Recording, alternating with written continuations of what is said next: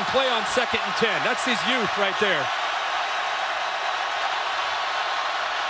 Tagovailoa trying to make up for it. Fires to the end zone. Touchdown! Alabama wins! So today I'll be reacting to week 5 of the 2025 college football season. So this was probably the most exciting week of college football so far, and I've really been doing great with my predictions. I picked all three 50-50 games correctly. LSU, Ole Miss, Alabama, Georgia, and Oregon and Penn State. So Friday night, I watched a great game between Arizona State and TCU. It was impressive to me how Arizona State was able to come back from 17 points behind and get the win. So a question after Arizona State lost to Mississippi State in week 2 was, is Arizona State still a good team, or are they not a good team? And did Scadaboo just carry that team last year? And I'd say the question got answered in this game that Arizona State is still a good team. And I think it's either going to be Arizona State or Iowa State playing against Texas Tech for the Big 12 championship. Arizona State, I'm pretty sure, is going to win 9 or 10 games this season. Sam Levitt was great in this game with his arms and legs. He completed 27 of 39 throws for 291 and 2 touchdowns. And that was 69.2% completion percentage, which is great. And he also ran 13 times for 62 yards and a touchdown. I'm pretty confident that Sam Levitt is someday going to be a starting quarterback in the NFL. And Jordan Tyson is amazing at wide receiver. He had a huge game of 8 catches for 126 and 2 touchdowns. I think Tyson is going to be the first wide receiver taken in the next NFL draft.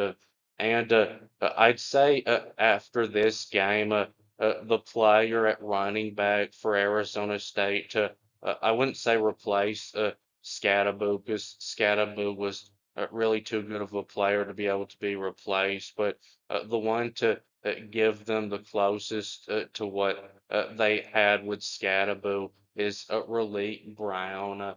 He had a great game in this one with 21 carries for 134, averaging 6.4 yards per carry.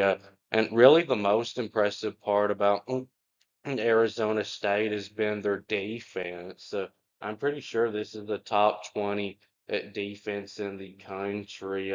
And Kenny Dillingham, Arizona State probably is going to have a hard time keeping him for much longer, because I think as soon as a better job comes open, he's going to get an offer. But TCU is a good team, I still think. So that's why I think this was a good win for Arizona State. And then a big upset happened Friday night with Virginia beating Florida State. Even though it was an overtime loss, certainly would have thought Florida State could have won that game after beating Alabama. And after watching Alabama beat Georgia, it's clear now that Alabama is a good team.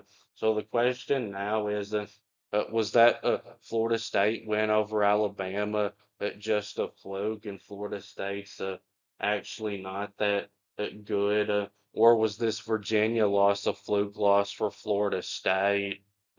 Or is Virginia a surprisingly good team this year? I know they're usually at or near the bottom of the ACC, which is why I never really pay much attention to them. But the Florida State Alabama game didn't really seem like a fluke win when I watched it.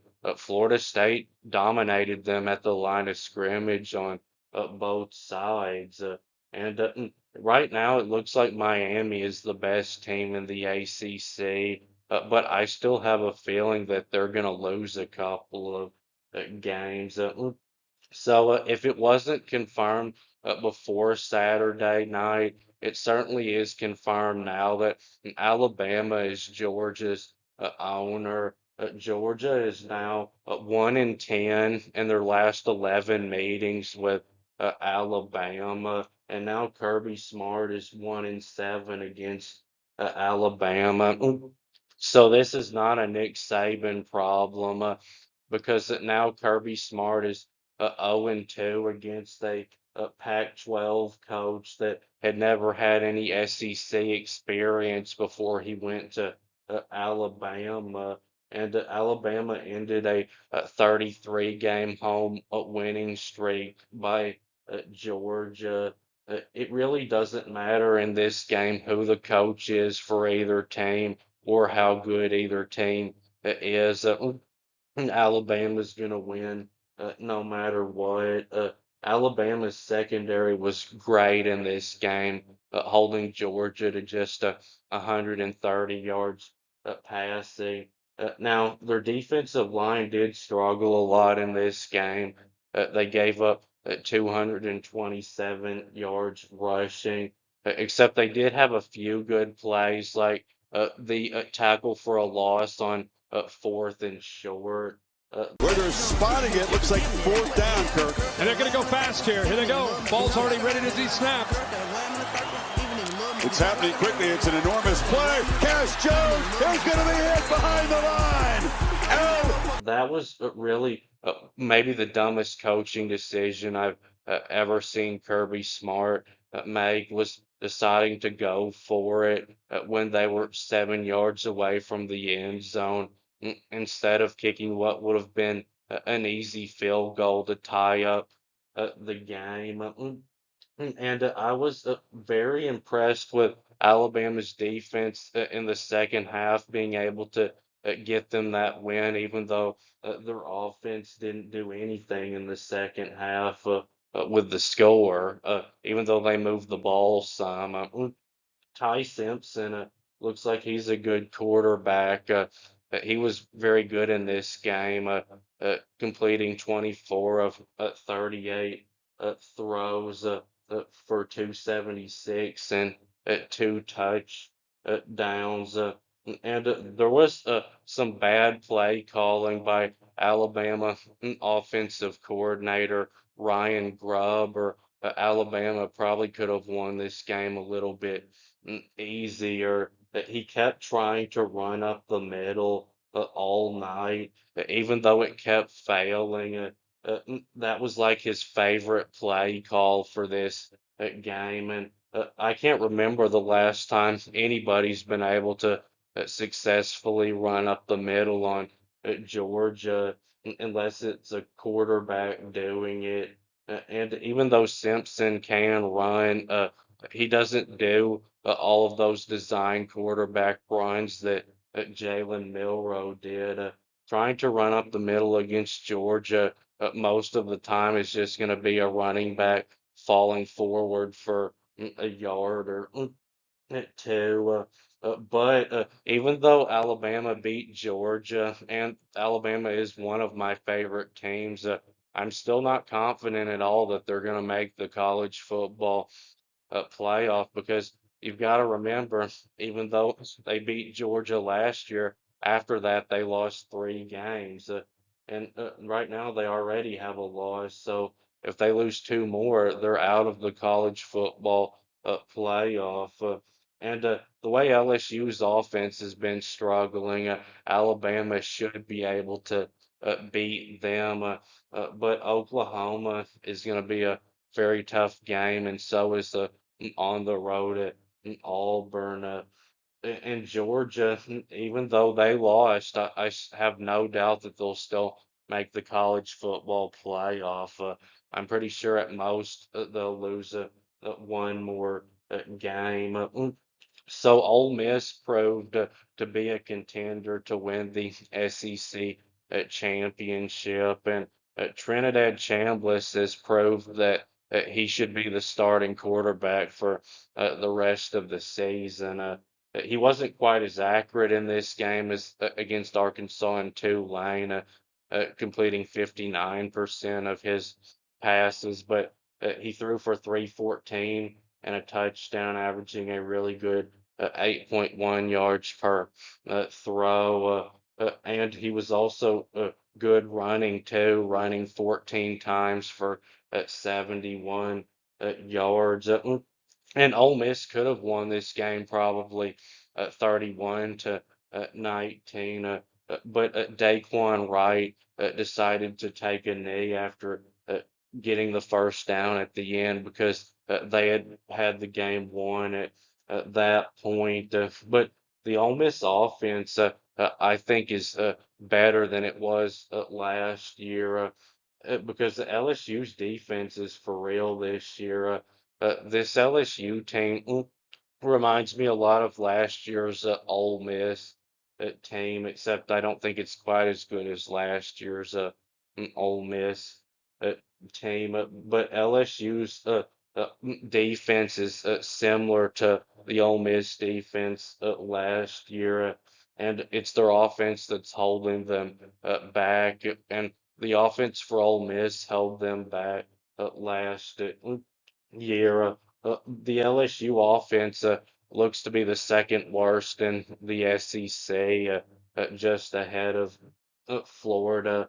Because last year, against the Ole Miss defense, scoring 19 really wouldn't have been bad. But the Ole Miss defense this year is not as good. They don't have near as good of a pass rush, and they don't have a lockdown corner like they had last year in Trey Amos. But the LSU offensive line seems to be terrible. They have almost no run game.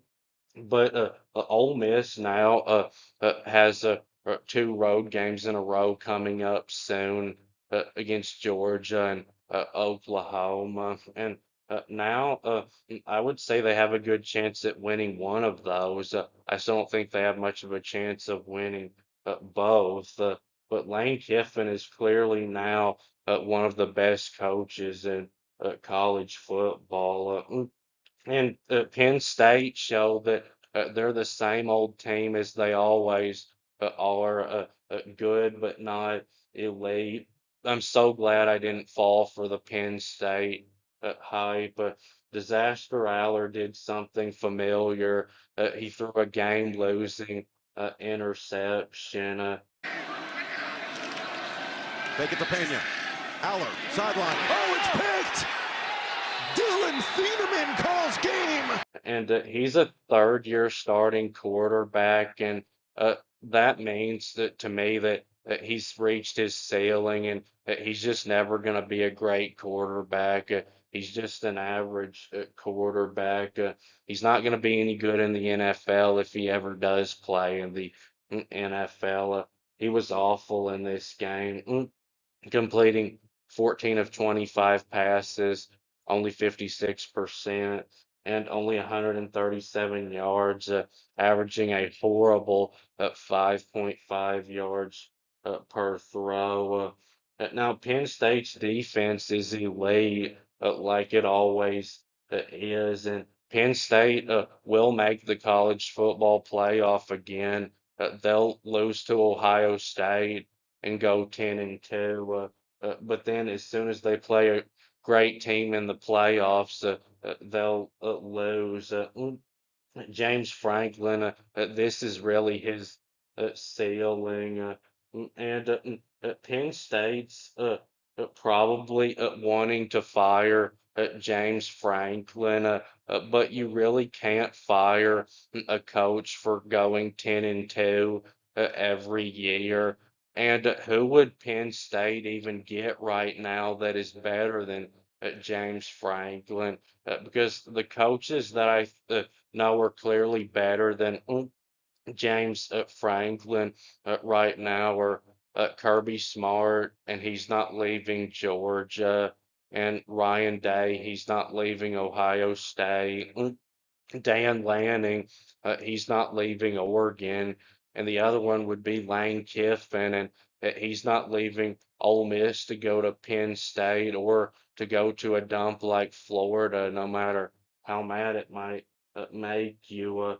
But Dante Moore is a great quarterback now. He was great in this game, completing 29 of 39 throws for 240 eight and three touchdowns and no interceptions. This isn't the same quarterback that played for UCLA 2 years ago. He now looks like the five-star quarterback that he is. And Oregon's defense seems to be elite too. It's, I'd say, better than it was last year. They this time stopped the Penn State running backs, which they couldn't do last year. They held Nicholas Singleton and Katron Allen to a combined 75 yards on 23 runs. Oregon, even though this game was an overtime game, was clearly the better team. They outgained Penn State 424 to 276. And I watched about half of the Illinois Southern Cal game, and USC is the same team as they always are under Lincoln Riley, a good offense and a bad defense. Their offense isn't as good as it was when Caleb Williams was there, but still, even though Illinois couldn't stop Indiana, Illinois, I still think has a very solid defense. To score 32 on them, I'd say is pretty good. But USC's defensive line got dominated by Illinois. Illinois ran for 171 yards, and their secondary got ate up by Luke Altmaier. He threw for 328 in this one.